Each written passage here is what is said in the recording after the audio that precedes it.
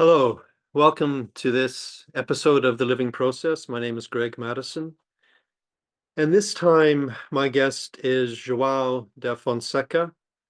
Joao's from Lisbon, and I had the pleasure of first meeting him when he was in his the last stages of his training as an existential psychotherapist, and I went to offer his class some introduction into focusing and experiential psychotherapy. And he, along with some of his classmates, became so interested in focusing that I ended up going back, along with a couple of other colleagues, to offer a 2-year certification training. And Joao was one of the few people that really followed through on focusing and became very engaged in the international community and made a lot of connections with other teachers and coordinators, and himself has become a coordinator for the International Focusing Institute. In this episode, we talk a little bit about Joao's sort of general context, but mostly we talk about his most recent passion, which is psychedelic-assisted therapy, and how that has influenced his view of therapy and of focusing. And he also gives us a really nice sort of outline of the different substances that are used in those forms of therapy and how they have different kinds of impacts. My impression at the end of the conversation was that we opened up a lot of different areas, all of which really deserve more time. So we may need to have a follow-up, but I'd be interested in any comments you have if there's particular aspects of psychedelic assisted therapy and focusing that you would like us to explore further. So here's our conversation, The Living Process, and João da Fonseca.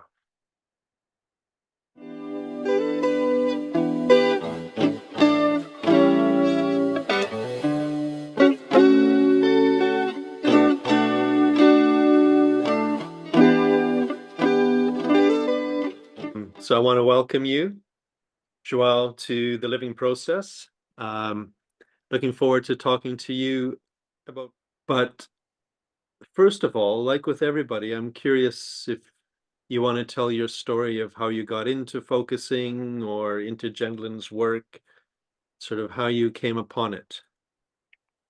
That's pretty easy because the main cause is right in front of me. It's materialized. So there's not too much abstractions or narratives. So I have to thank you, of course, Greg. And I didn't, I was doing a training in existential psychotherapy. I went there after my phase on transpersonal training also, which was beautiful and still present in my life right now. But in terms of people being more into connection to the transpersonal or modified states of consciousness, it was hard to find them. So it's kind of hard to um, uh, um, have the job in the clinical practice in a way. So I said, well, I gotta find out something like more concrete, more into our existential realm. So I went to that training and I think it was in the probably the third year of our training where we met you and you came out with the work of Gendlin and the experiential process and theoretically it was amazing to be open to that, but then the major and the nuclear um, wave that opened up everything was how you presented ourselves, how you presented yourself, and how focusing was in our body, everything that we do. And I was almost like thinking, oh, how could I not heard about this before? Mhm. Where was this hidden in a way? Yeah. And from there, everything started. This deeply connection to yourself, what you're really feeling outside of all these narratives and all this hypervigilance, and even the effect of being a psychologist and a psychotherapist at the same time, so locked in that conceptual world in a way, and the body is not there. So you just this was a rebirth in Mm. a way of presence, of finding my own inner GPS, and then we were all moved, of course, and the partnerships and came out, and then after that we asked you, begged you to have a course for a group here with us, um, and there it started everything. Then I started my connection with uh, the TIFI, Mm. um, tried to make some translations also, and going more deeply into Jensen's work, and then I even had this invitation with a little scholarship to go to Switzerland to the Congress, and there was also a pivotal moment because I could live for 1 week with focusing world people Mhm. and relations and interactions, and that was like an utopia in a way. I had to come back to the world, and afterwards it was hard. Yeah, those conferences are really a special atmosphere. And the training, I just want to mention, it was also with Nicoletta and Astrid. So it was the three of us kind of worked together with you. I remember those days. Very enjoyable.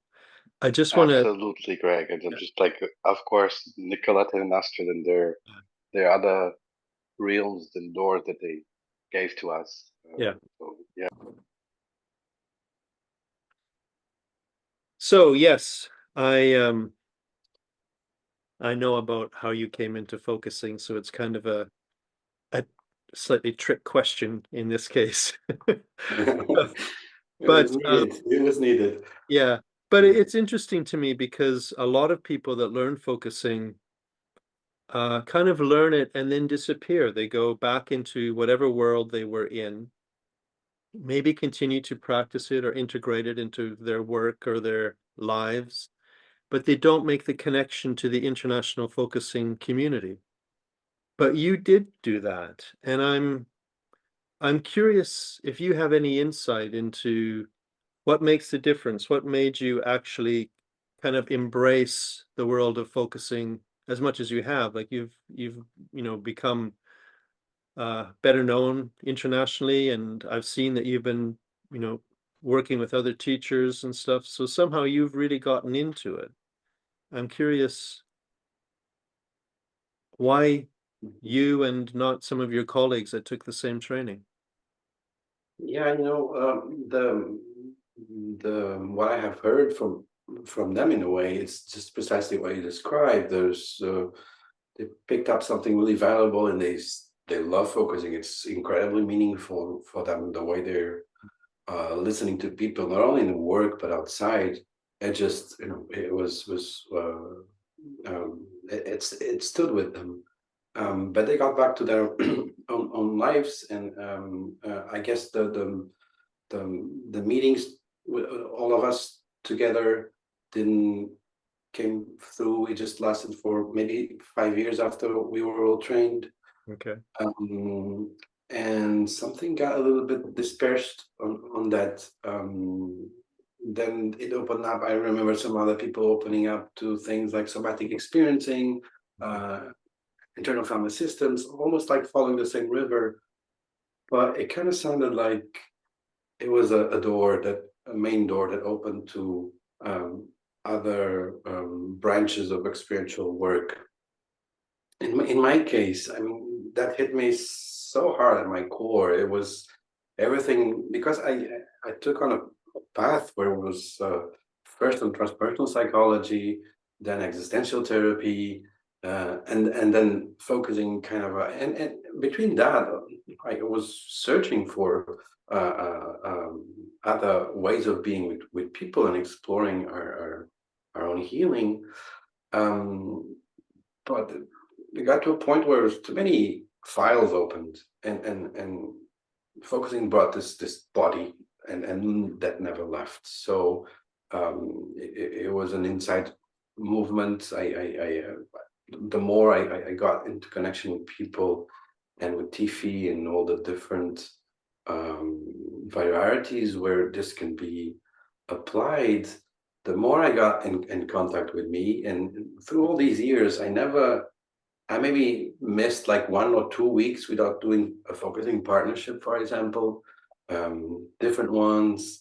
So I've been talking to the experiential gym, and I cannot be too much time apart from it. Mm-hmm. But I guess here we didn't agglomerate it as a group somehow. I don't really know what kind of happened, but I I then became a coordinator. It has been a little bit difficult to find my trainings, but been working more in other areas as much as I can help with Yeah. translations and being part of focusing highlights or Yeah. home groups. That's where it's been happening in a way. So So I yeah. know that you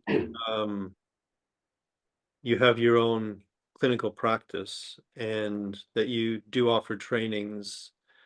But it's interesting to me that it's like as the time after the training, eventually the group you trained with kind of dispersed a little bit and didn't stay together as a focusing training group or whatever. That somehow that's the thing that sort of people get a little bit potentially isolated in their focusing or something, or maybe they continue a partnership, but the rest of us in the focusing community never hear about them again. So the world could be littered with all of these focusing people that we know nothing about, Yeah. lost contact with. But anyway, the thing I really want to ask you about is I know that the other part of your work at the moment is in, and I don't know how you would say it, psychedelics? Yeah, psychedelic-assisted therapy. Okay. So I'm very curious about that and about how you, if you do, integrate focusing into that. And I'm also curious about the different kinds of psychedelics that are being used, like the ones that I'm familiar with, psilocybin, Yeah. LSD, MDMA, ketamine. So I'm just curious if you could tell us a little bit about that world, because some people I imagine are very interested in it, but may not know that much about it. Yeah, sure. We're just like living this what we call the psychedelic renaissance in a way. Exactly. And also just like getting back to the later question, this which connects also with what's happening with the psychedelic field, but this sense of community or the integration part, which is after you have an experience or a learning or you learn focusing or you have a psychedelic experience in a therapy assisted, um, the most important part of all of that, of course, the experience is important, but is the integration, how you bring that back to your life. Mhm. Uh, and it's really hard if you do it by your own. So if you have there's even like t-shirts mottos saying the best thing about psychedelics is not psychedelics, it's the community. Mm. So how you create a critical mass afterwards with people that know the same language, and then you get together there. It's what kind of holds everything, and the integration would be like the net and the changes that you can do in your life, of course by yourself, but then the support is fundamental. So That's interesting because what you've just said there makes me wonder if one of the differences between people that kind of link more to the community, as you're saying, and people that kind of disappear from view, maybe part of the difference is that the people that do take focusing as something for their lives, not just as a clinical sort of method or something to integrate into their work, but people that seriously integrate it into their lives, maybe they're more likely to seek the community. Yeah, absolutely. It opens more. Yeah, And also you receive more also because exactly. the other will come with you and will intervene and link. Yeah, Yeah, you're not lonely on that path in a way. yeah, exactly. Yeah. So this was all very recent. I think focusing in psychedelic-assisted therapy, Greg, are just made for each other. How this can sound. Um, and also is not very well known in the psychedelic community yet. But I honestly believe it can have a purpose. Also scared because sometimes there are things that are good that they keep a little bit hidden because the world can really colonize things and totally transform them, make it into a capitalist view. So there's also that danger. The same happens with us as persons and as being in the world. We might lose track with what is essential. Um, but all the work of journaling and all the trainings I kind of had as I'm working in this area, I was just, with other names, I was just seeing everything and uh,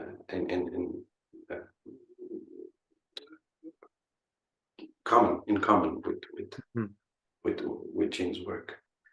Um, I um, I I was always personally really afraid of this substances. We would call it drugs. That's also a conceptual way. And now we kind of should not talk about drugs. They're substances in a way because science has shown like they don't have, if used responsibly and in the right context, with the right preparation, they don't create a toxicity in your body, neither dependence, Mhm. generally speaking. So this makes them have, a different name than what we associate with drugs in a way. But for me, growing up, that was all the same, of course. And my mother was a doctor, and the conversations about the problems, and Portugal had a really big crisis also with heroin, which then changed into progressive policy regarding drugs and helped a lot to take off a lot of criminalization, health issues. Um, but I had my own stories. I remember a person that was I was barely a teenager, my friends, and I remember there was a person around the garden where we'd stay, and he would come very slowly and rubbing his hands and asking for a cigarette. And the story about that person was like, oh, before he graduated, he went to this party and he took some MDMA and he fried his brain. So Mhm. we don't know if these things are true or not, but the way some stories stayed in all of us, sometimes are there in the paths that we take. And only in 2014, I was in my training. I was practicing my personal psychology and existential psychotherapy. I had an old friend from um, my transpersonal times, which was the first ones, and he was the most ethical, sensible, care person about our emotional safety, the way we do therapy. He's even coordinating trainings in this area. And we were very familiar with modified states of consciousness. It's part of our own training and personal processes too. Um, and he invited me to go to this private ceremony in his house. He was not going to be there, but his wife was going to participate. Was going to come a Argentinian shaman, and there was very tailored and selected people that were going to be there, 9 or 10 people. And he was offering the beverage ayahuasca.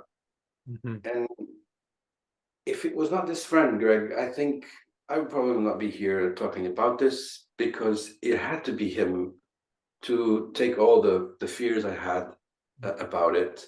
I would go on modified system of consciousness kind of works and processes and therapies, but not with substances, not with drugs. Mhm. But since it was him, this gave me the trust to go, and that was my first encounter with the psychedelic state. I remember almost like spending the whole ceremony. My hand was like drumming in my heart all the time without stopping, and I knew that I didn't knew what I was doing. That was the feeling, and I Mhm. just let my whole body just process the experience as it could. I was having also a lot of visuals about you know little atoms that create structures, and with the sound and the drumming they would disperse and open up and reshape and reform. So something was, I was learning something. But this state has a way to focus my attention, to bring it to the heart as Yeah. as another center of perception, as an inner center of perception and knowledge and wisdom, that goes beyond culture, that goes beyond your watchtower, that goes beyond your mental and cognitive, conceptual rules, whatever, all of that. That was the biggest lesson for me. And from then on, I changed a lot of ways in my way of being, and got back to nature and to hiking and going in contact, and my whole cells kind of opened up again. Yeah, I knew focusing already there. Yeah.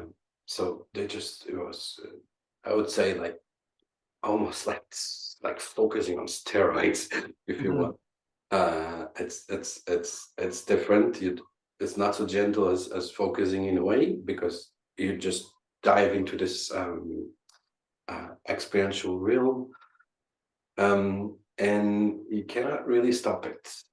When the substance comes inside, I mean, there are ways to stop it. But when the substance comes inside, it's like an airplane. You get on the lift. If you don't like, you have to hold on to what it, or if you're not prepared. But the airplane is only going to land when it's going to land. And with focusing in other experiential processes that are natural, you can stop the process right there. But this was overwhelming, surprising, and I started then to know more there. And Can I yeah, just say that I mean, I'm really appreciating hearing your experiences and how you kind of initially got into this, but I'm also curious if you've just said something that um, might be quite uh, kind of fundamental, is that when you take at least most of these substances, in my experience at least, when you take them, there is a kind of handing over or giving in. It's kind of like, okay, whatever happens, I'm on board because I can't just jump. I'll have to wait for this to land. And until then, I'm in your hands, so to speak. And if there's something about that that is, as you were saying, kind of almost heart opening or something, that it does require, at least if you have a good experience, maybe if you have a bad experience, it's because you resist this, but it requires kind of that kind of emotional trust. yeah, um, absolutely. And this is one thing um, which sometimes can be a little bit unethical in terms of some studies that happened with psychedelics, which is people never had an experience of a modified state of consciousness, or they connect to their felt sense, for example, or some of them never done therapy, uh, or some have done therapy but only on a talk therapy in a way. So if this was an ideal world, it would really, really be important for the person to open up those emotional processes, connect to felt sense, to the implicit wisdom of the body, different layers of your your awareness and consciousness, and build up that trust first before going into something like this. It can be, for some people, can be even be re-traumatizing if the preparation is not done, and if the follow-up also is not done. I was talking about my experience. Luckily, it has always been meaningful. It's like focusing for me. I had the opportunity in my training also, because I made part of a team where we did research on psilocybin, and we were going to do also research on MDMA with PTSD. But that study the last part didn't happen. But I got the privilege of having both experiences. They invited the investigators and the therapists, like when you're doing any kind of training in therapy, also it's important to do your own personal process. So they invited me to have experience with psilocybin in a clinical context, and then 1 year afterwards, I had the experience with MDMA. So I had all this training, not only in transpersonal psychology, but also with focusing, and it kind of, say, brings you more proficiency in how to navigate this. Imagining myself without any training and just going straight through something this could be very scary. So it's really important that people are really prepared. They know what they're going to go through, full emotional trust, and full in a way, trust also in the person that's there with you, that's going to be with you, traveling through those experiences. So what we call consenting in a way. Well, the first person that got you into this was somebody that you've described as you really trusted that person, and that's why you were there and trying the ayahuasca. I'm curious about, for you, what would you say is the difference between the psilocybin and the MDMA? Did they have quite a different impact for you, or? I'm remembering your first questions, but we're going down in the circle of waste. It's also my or spiral. This is kind of weird.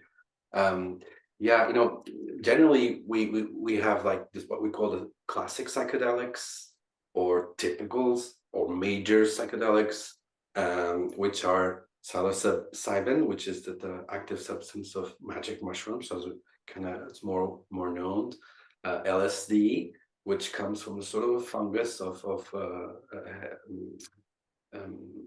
I forgot it in English, with something you make the bread with. And you have mescaline that comes from a cactus, and you have DNT, which you can find in the ayahuasca beverage, but also in the toad. And you also have ibogaine. Normally not mentioned, but ibogaine is like this African plant root that's also been used. So we will call this, also you can even call them entheogens, which it's like entheogens means like a manifesting the divine within. And these are things that you can find in nature that are prepared long ago. You can have anthropological records of mushrooms and mushroom head statues that date like 5,000 years ago in Guatemala, and they kind of spread all over, mainly mushrooms, because they are much more adaptable to the environment than other things.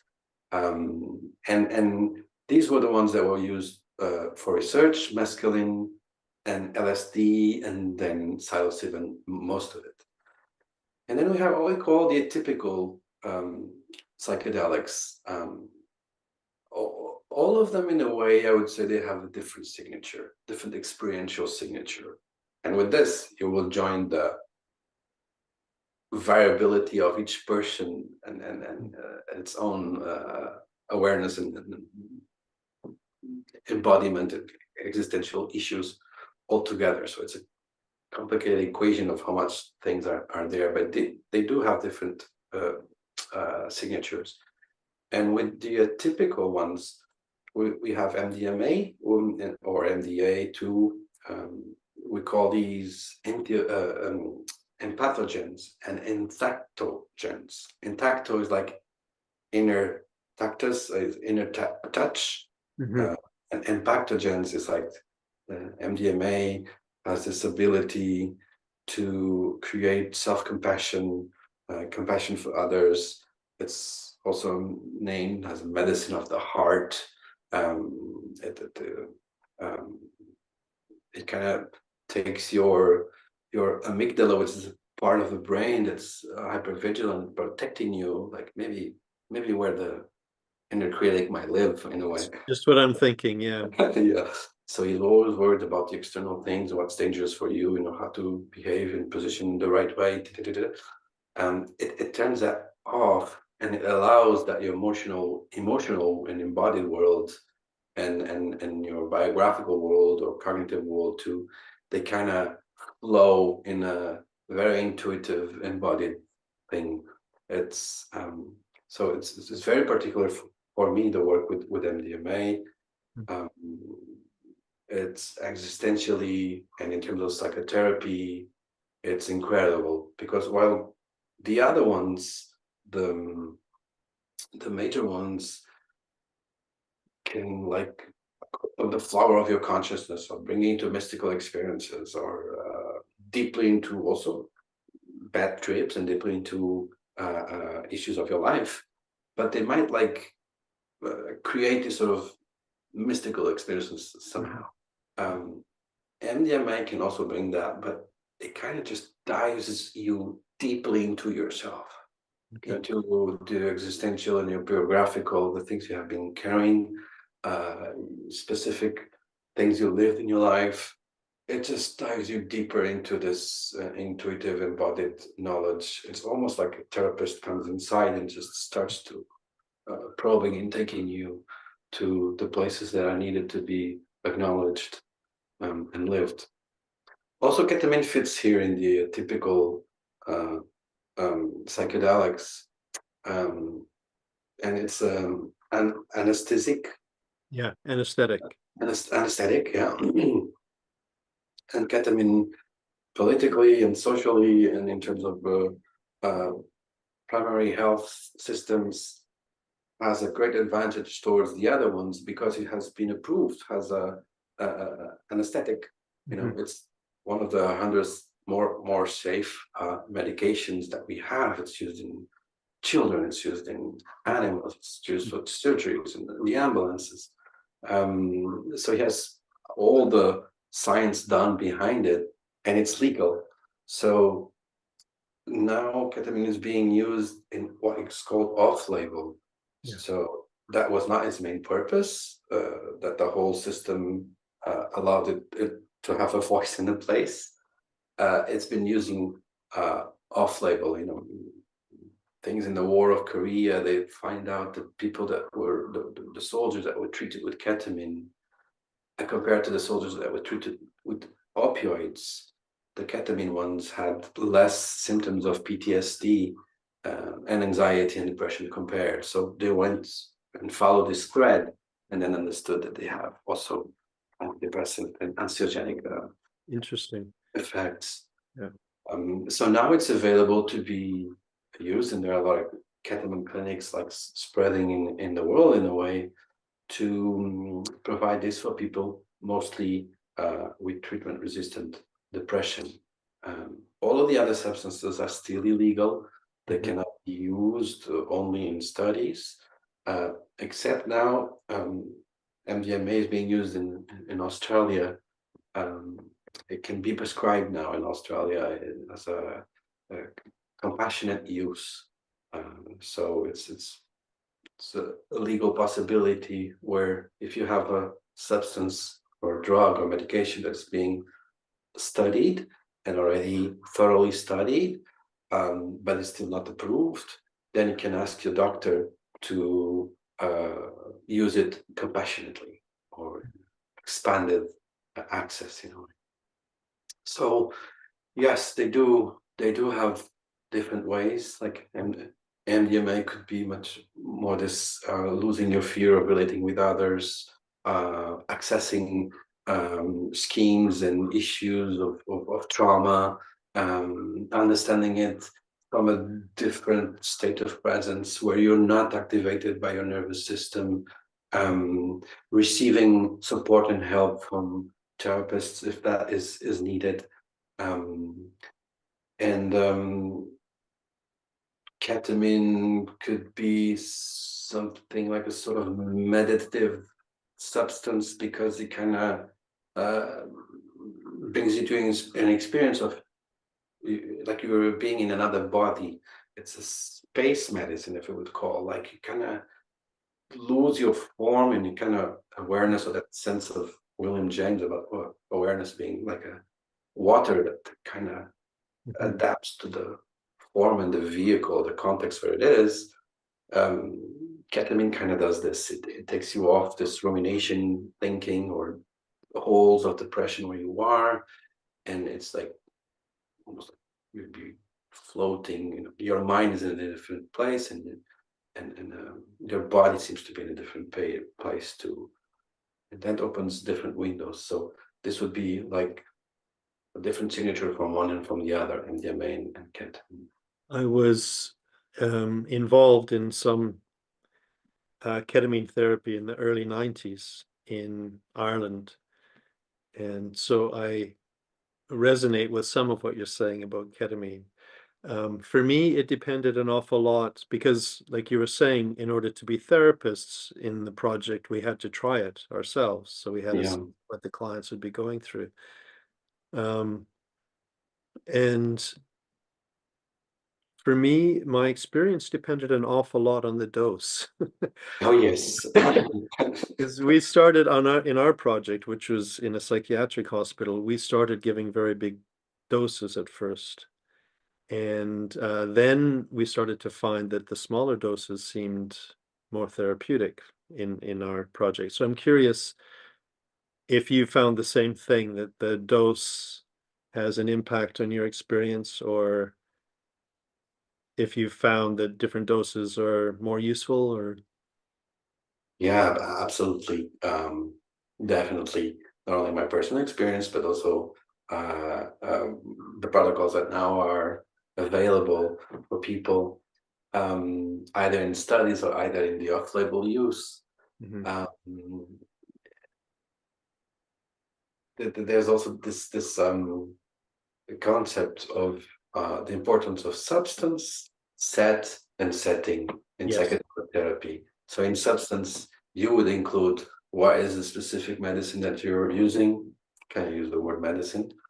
MDMA is going to try to be approved as a medicine, and it's quite close now. It's really close. But you have all these different layers. Maybe in an ideal future, you can tailor which could be the one for the person's specific situation. How can you use it? Or then swap it to another one when it gets to certain objectives of therapy too. You know, it's interesting to think about the possibilities that the future will bring. The off-label use of ketamine can allow you to tailor a little bit how many dosing you do. But when you're doing research and in clinical research, you only have specific amount of dosage, maybe sometimes only one. And sometimes you might be in a study where it's random and you might have a sort of placebo and another one that's active. In MDMA, you may have 2, sometimes 3 dosing sessions, but no more, because that is the structure where the study is done in a way. So substance, it's there, and the dose. So all the protocols are very specific about it. There's a specific dosing for MDMA, and then you can use a booster afterwards that will not intensify, but will just prolong more the effect in a way. The studies with psilocybin, they've been doing like with 0.1 milligram, which is like basically a placebo, then 10 milligrams, which is a mild one, and then 25 milligrams, which is considered the one that can create mystical experiences or much more meaningful Yeah. openness on the effect of this on your awareness. Ketamine also starts, there's a specific small dose, which is enough to have effects. Sometimes some people don't respond to it. But then you can augment that to a certain point, but no more, or else either in ketamine as in any other dose, or even if you're not speaking about substances, even when you're doing focusing, if you spend 1 hour doing focusing and your partnership is listening to you, it might be too much information for you to process. And getting back to the substance, and if doses would be too high, then it's almost like there's no one there to process. Yeah, So exactly. I know this creates dissolution of ego, for example, transcendence of time and space, but there has to be a slight thread towards something that's deserving. Yeah, exactly. That's what I'm thinking as I'm listening to you, that it's a little bit like being able to kind of be in presence to parts of you. You have, in some way, you have to be there. There has to be some kind of consciousness or awareness of your experience. If the awareness itself has been blasted away by the dosage, then I guess it's a question of how much can be integrated afterwards. Exactly. So the just enough, if you're not there to process, people might say, okay, maybe in a subconscious level that's being processed, but it's just too much somehow. Yeah. So, But the too much, for example, in psilocybin or with LSD, it's always at a certain point. If you do put more dosage, then you start to go into this more even more dispersed and not having something to process or to bring somehow. can I just ask, are you offering kind of focusing oriented integration sessions for people afterwards? Yes, but unofficially, I would say. Yeah. Like You're sneaking in the focusing. exactly, just it's there, and how I listen to the person, and how Exactly. what she says about what she's feeling, or what she says about what she lived in the ketamine experience, for example. Mhm. So all of focusing is there without people knowing. So, That has been the way I've been working until now, and I hope we'll see if something can be offered, a yeah. part of training, not only for therapists but also for people, and mostly in their preparation. Yeah. Uh, Hmm. we Can we I act, just, go sorry, ahead. I was just going to ask, the people that you do meet with for like integration sessions after they've had an experience, do you notice in terms of focusing, do you notice anything particular about them? Like, are they more able to get in touch with their body or more able to stay with experience? Or is there anything general like that that you're starting to realize? Absolutely, Greg. Not only by my personal experience, but even in uh, I'm always talking about research, and it was hard for me to go to the empirical research, but some of the things are important, very important, and they create um, democracy in how we use it, and a ground too. And there's this thing called like the critical period or critical moment. Uh, Maybe in a general time we might call it the afterglow, for example, of a psychedelic experience, either in therapy in a clinical context or recreationally. But something stays in you. There's this level of plasticity that you have that has been identified in the brain. So neurogenesis, and you're in very plastic and in a great moment to create new attitudes and behaviors. And the experience itself not only opens people to their interiority in the way some of them never experience. And that is very helpful.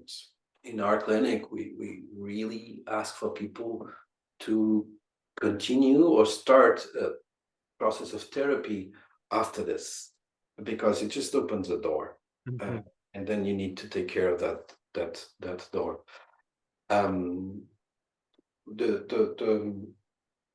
The main sessions we have, like, are preparation sessions, dosing session, and then 1 or 2 days, or maybe the next week, not more than that, you have the integration session.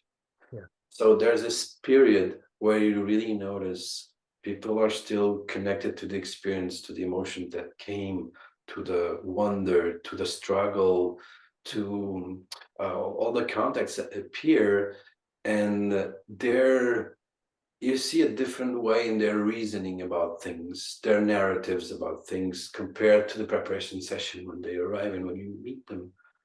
Like, there's this sort of a little pause, and then suddenly your brain, your worldview just got a little bit or cracked or opened, and you're trying to make a new sense of that. That's where you kind of help to bring this new possibility, and sometimes a new hope, a new perspective of looking at things, a new ability that you might have inside, that you have a new, and they are very plastic in that sense. Is that, can I just ask, is that, if you were to say it very simply, is that kind of the most common impact that you find, is that after these psychedelic sessions or whatever sessions, that the impact for, maybe a week or two after at least, is that there's this period of time where there's more space. The person is more able to be with aspects of their process rather than be so close to it that they can't really process it.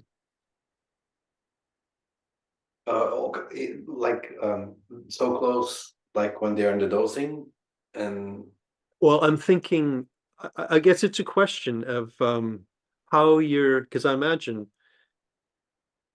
you've witnessed enough people go through these processes that you're starting to come up with ideas of kind of how is this helpful or what's really going on. And well, I guess one of the things I'm wondering in focusing terms is if you're finding that the psychedelic experience helps a person have more space so that they can be with their struggles rather than be overcome by them, let's say.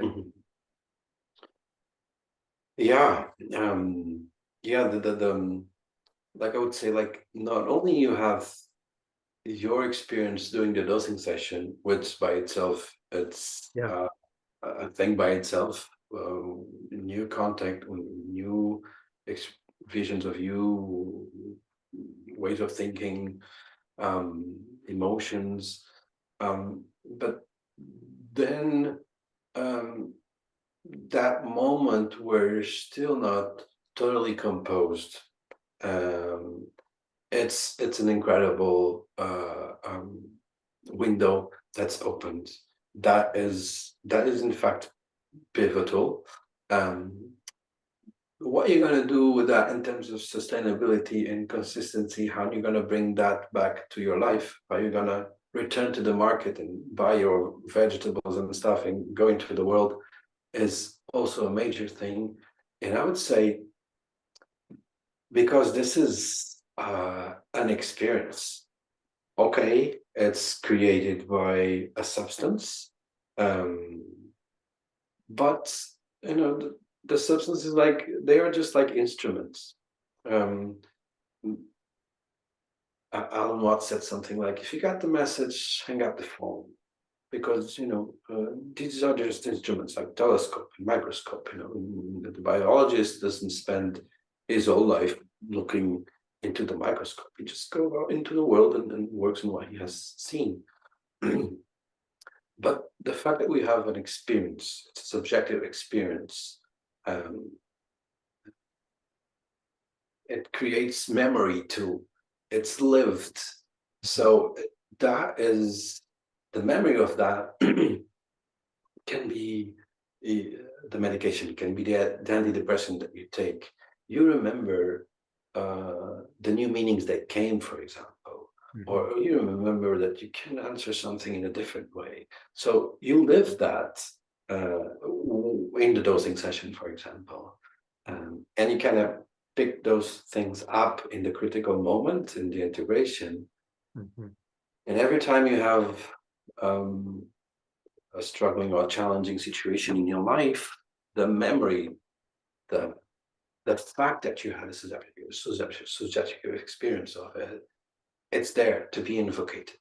It's there to alter your chemistry. It's to alter your way of thinking or answering. This doesn't happen with medication. You know, it just takes something to balance your chemistry in the brain and feel good and go back to function. So let me say that back to you, because that sounds really important to me. That one of the things that really is maybe special, unique, or at least very impactful about this way of working is that it gives the individual like a body memory, an actual experience that they can take with them. And especially in this kind of the afterglow where you might be doing some of the integration, you can kind of maybe sort of solidify that in a way that they really become consciously aware of it. So when they go back into their everyday life and things become difficult again, they can remember that they actually had this experience of openness or oneness or love or self-compassion or whatever it was. Yeah. Yeah. That having had that experience, it gives them some resource to carry with them into their life afterwards. Absolutely. I was going to add, and also suffering. Sometimes I'm afraid I'm being too enthusiastic or passing a romanticized, but this is like you dive into a cosmic soup of your living. It has everything. It has everything. But you do go with something that's that can help you to find healing, to find new meanings, and takes you out of your own narrative or temporary line, and you just discover stuff that you didn't learn in your family and in your school, and that it's inside. There's this you can have the potentiality to understand that there's a inner GPS, or this just the majesty of a majestic knowledge of our bodies and how he holds and remembers stuff that you somehow in your worldview, if you want, you were not aware. And so you get to access something that's much more expansive than just socialization. Yeah, or even like what you were getting up from therapy also. It can in fact just open, because it's this, when you do a scan, and even when you're in a psychedelic state and do a scan to your brain, you know, they have compared the normal brain and the brain on psychedelics, and it's like you have in the normal brain, you have this slightly connections between the visual and the motor area, and then the emotional part and the memory, like the old phones with the line.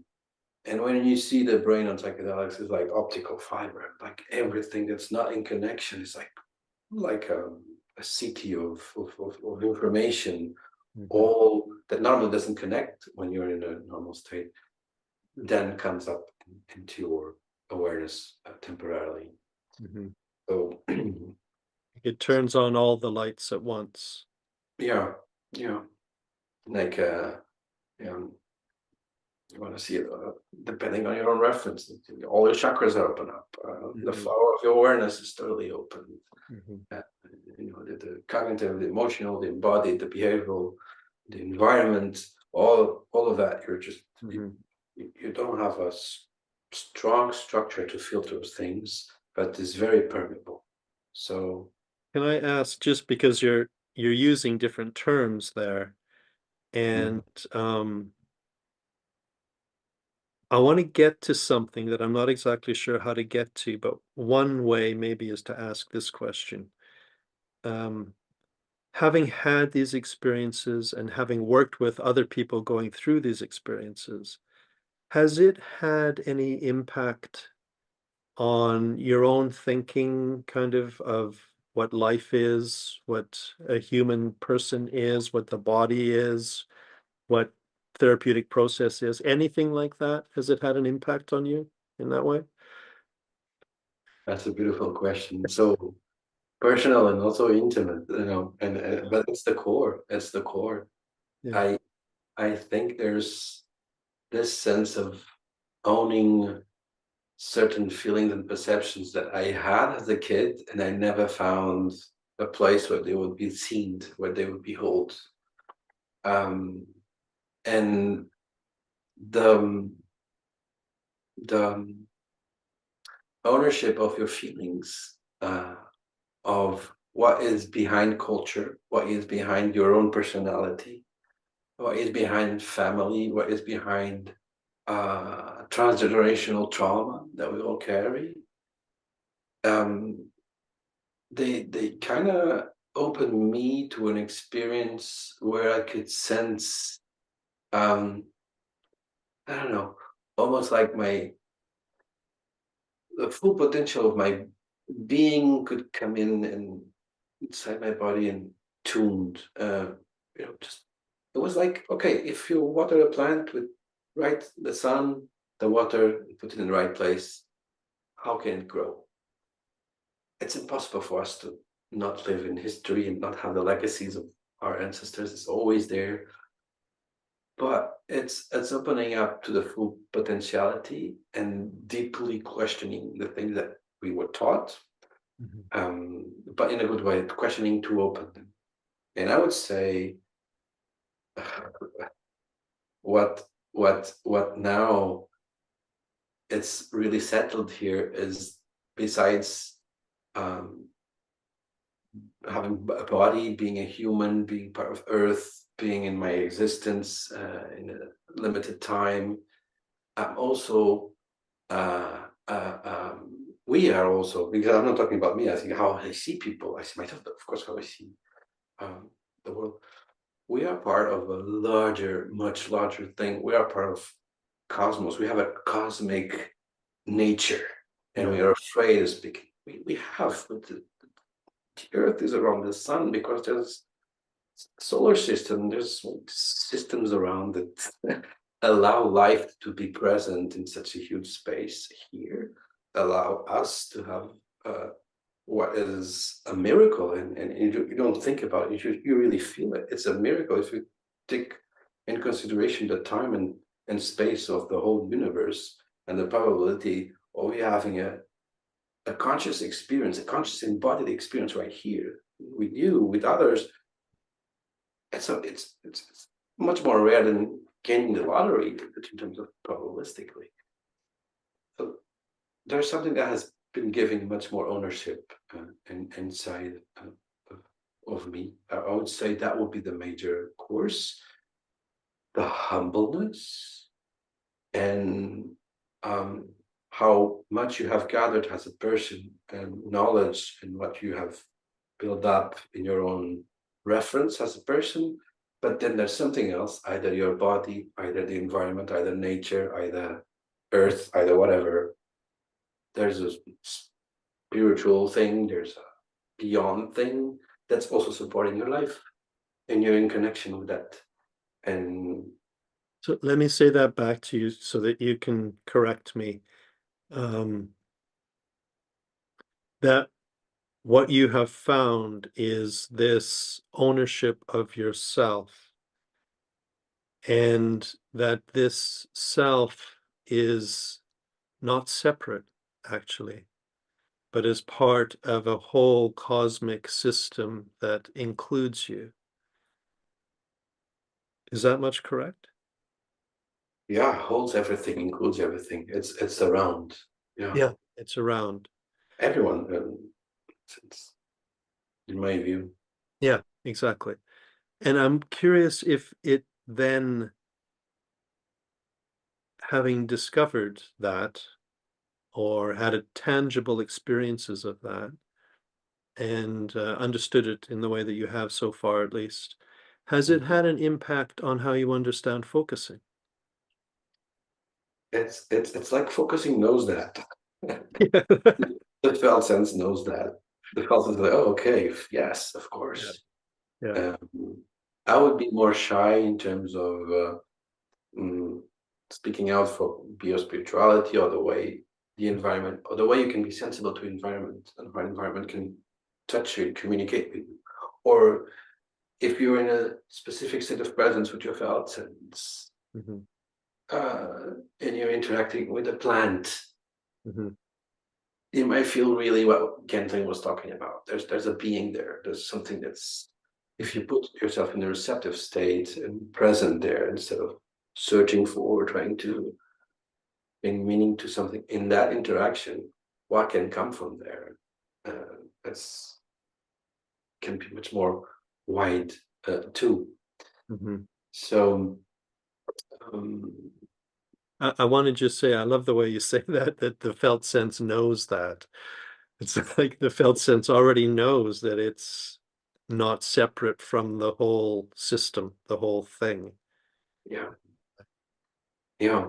I would say even um, of course it might depend of how you feel things and interact in your own structure, but um, many of my focusing experiences been, in the realm, what is a psychedelic experience too? Absolutely. Mhm. Because Mhm. focusing, but it is.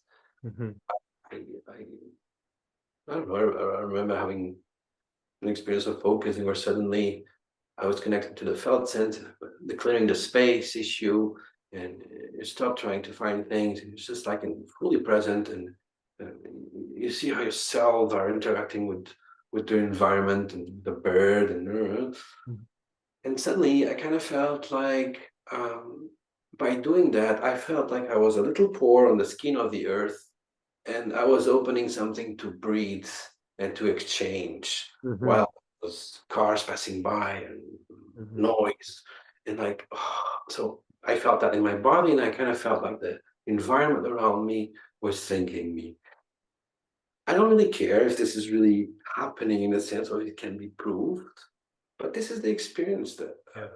can be got, and this just changes your chemistry and your notion of connection, and with yourself and with what's around. Um, so That the universe breathes itself through you.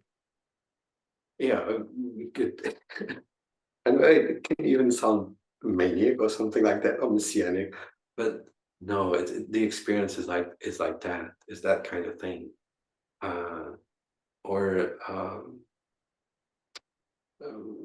I remember, for example, having my psilocybin experience in a clinical context, and one of the things that came up was like this. Sometimes people have the experience of your father or mother putting in your lap and letting you drive the car, while you put your hands in the car, and you go, and I think, oh, I'm driving the car. But it's controlling everything underneath it. I had the same kind of experience. I did connect to that experience as a lived one during the psilocybin experience. But the way it was lived was like, so now you're gonna sit down in the lap of this sort of Shiva, or like some sort of what people call a god or an entity or something, whatever. And you'll sit down, and you're writing the creativity of the forces of the whole life and universe by itself in micro and macro levels. So this is what I can put into words, Greg. Mhm. And I remember something coming up, uh, which was like, I'm riding the cosmic horses of eternal blissful creation. This I could not pick up in a normal state. So Yeah. it was like, so it really opens you to wonder and to awe again. Maybe in a way, they call the default mode network. There's really, as your own personality, really inside your brain, you have like this structured links Mhm. because of memory, because of habits, because language, and there's even like a core center inside, from which you look into the world, and with psychedelics that gets shattered like a snowball. So it might be something like, as an adult, in a way, you're living again in the brain of a child, somehow kind of an immediacy in connection to things and feeling them. That could be one of the ways of explaining how what this can do sometimes. And I'd like to just, I mean, I resonate with a lot of what you've said, and you're right, it leads to spectacular language. But it's difficult to put into language because it's actual experience. I'm just curious, this is a much more mundane question, but I'm wondering if the opening up, if I could call it that you've experienced by doing this work and by focusing, if it has an impact, and I don't mean an impact in that you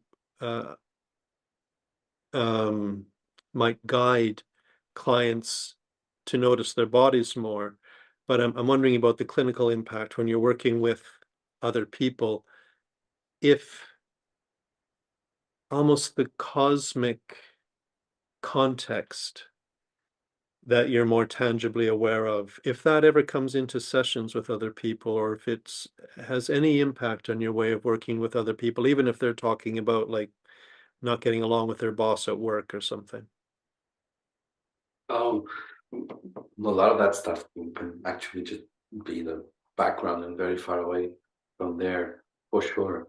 But I think if the person comes up with something that's weird, that's on that context, the acknowledgement and the way I respond explicitly or implicitly, I think allows it more to be there. But just we like in focusing or existential therapy, we don't impose nothing of these things, but I think not having these sort of experiences there, I might miss a lot of things from the client's experience. I think that's what... So let me say that back to you, that if a client comes with something that might be a little bit unusual, they can sense from you that you're open to it. It doesn't scare you. You're not going to try to clamp down on it or something. You actually would welcome any of these slightly unusual experiences that clients might have, and you would notice them, even if they're not making much of it. But the other thing, I'm wondering if you don't also sit with, this might be an odd way to say it, but sit with a slightly different body, having experienced what you've experienced, so that even if the person is talking about a fight with their boss, you have maybe a slightly different perspective in the way that you hear that, that you maybe hear it and receive it in a more spacious way, and that might make some kind of a difference to the client, even if your response is just to stay with their content, the way they're presenting it, that somehow your bodily processing of it is a little bit more expansive or something.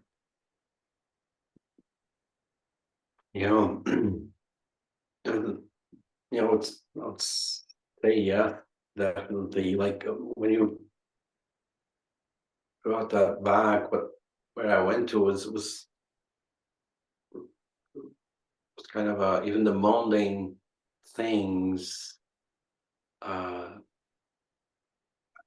think that they are seen and felt and received with as much reverence as cosmical ones. Absolutely, it's yeah. The both are are there. It's really weird how to navigate Yeah. the expansion and the spectrum of it. But I was like, from mundane to little things, like it's or I think the level of presence and the level of attention, Greg, that what you're able to notice when you're with someone, it is expanded. Yeah. It is expanded, and also in this mundane fight with the boss, if you're with that body, with that presence, other um, um, connections and avenues can help them out to unfold. Definitely. And that word reverence is the same word that was kind of in my mind when you said it.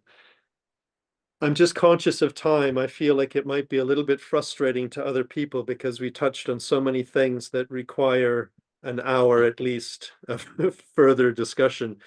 But this is a nice introduction. I've really enjoyed it. But before we finish, I just want to ask you if there's anything left for you that you would like to say, anything that we didn't quite finish, or any other aspect of your work that you're particularly passionate about and would like to mention? Sorry, I'm coughing.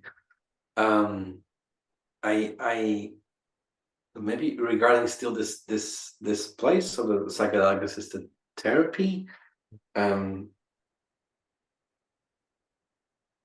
I think it might be good just to mention if people want to start somewhere about looking at a book or some reference. There's this book from Michael Pollan called How to Change Your Mind. There's a lot of books, but this is more mainstream. Is a reporter connected to uh, food, nutrition, coffee. Is a scientific reporter in a way, and he opened up a project to by himself explore these substances. So he then reports what it was, who he was as a person, and what these substances brought, and then all the scientific and psychedelic renaissance. So it's a good book, How to Change Your Mind. You can find it anywhere. It even got into a Netflix series. Yeah. That's one good. There are others, but that can open a lot of doors as a reference. Also, we have a very interesting paper of focusing in psychedelics, which was written by Alicia Danford. She's connected to MAPS and the MDMA therapy. She even has done studies with autism and MDMA, or social anxiety and MDMA. But she wrote a piece, it's a small piece in the Journal of Transpersonal Psychology, called something like Focusing as a Supplement for Preparation of Psychedelic-assisted Therapy. So for our folks also, might be interesting to go there. Yeah. And she kind of presents focusing in a way and then gives an idea, an interesting idea, like a felt sense idea. Now we can go into details afterwards. Maybe it's worth it, of how they mingle together. Interpersonal, and transpersonal too. So she kind of puts these three. We could even add the social and political and economical, because one of the issues that's it's money and investment, and science also is based on investment. So investors will want to search one thing or the whole spectrum, not everything. Things that are sustainable, like focusing, for example, you cannot patent them, so they're not that interesting for the market. So, but focusing has this sustainability mostly with partnerships too, and with psychedelic-assisted therapy, it's very expensive. 2 therapists, for example, all of the personal resources, hospital resources, and the money it costs, and trying to put this in the system in a way that can be accessible to anyone that needs it. But then integration afterwards and therapy afterwards also has costs. So if something like focusing can come here, as a regulation, self-regulation thing or contemplative thing, and you can do it with another person, so it's sustainable. Yeah. And besides being sustainable, Greg, it connects you to another person still. It's interpersonal. So the society and the community is, the possibility is still there.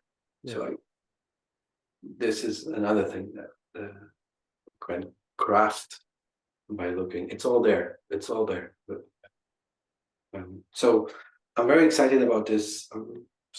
Talking to people and anyone that's interested. I don't know how to create a structure and plan strategically. That's sometimes one of my failures, but the openness and the welcoming is there to gather people that might feel interest, and to maybe create something substantial connected to this and help this. And I'm just saying that my whole professional life and work, weirdly, the things that I have been doing, and sometimes I felt it lost where I was going. All of now is making sense in the psychedelic territory. It has a way to hold everything somehow. It shines a light on your path so that you can see it more clearly. Yeah. And definitely, again, it's not the substance, but what it opens to, and it opens to our felt sense. Yeah, exactly. Opens to a knowledge and implicit knowledge that we have here, that has been here for thousands of years, it has found its way to survive in this planet, and it has a wisdom. And us, that is something that's part of my vision and my passion, is this door needs to be looked upon and taught. So everything that guides us to there is kind of my passion. Yeah, that's great. Thank you very much. I will I'll put some kind of a link so that people can find you and perhaps join with you in this sort of exciting adventure. And if possible, if we could find the Danford paper, maybe I could put a link to that as well. Yeah, absolutely. I'll give them all those links back to you. Okay. You can do that. Yeah. Terrific. Thank you very much. It's been absolutely fascinating and makes me want to know more. Thank you so much for the invitation, Greg. It was great to be here with you, and sorry that we cannot fit everything in 1 hour, but well, we might have to have a part 2. Yeah, more integration. Yeah, more integration. Yeah. Thanks very much, João. Bye, Greg. Yeah, Thank bye. you.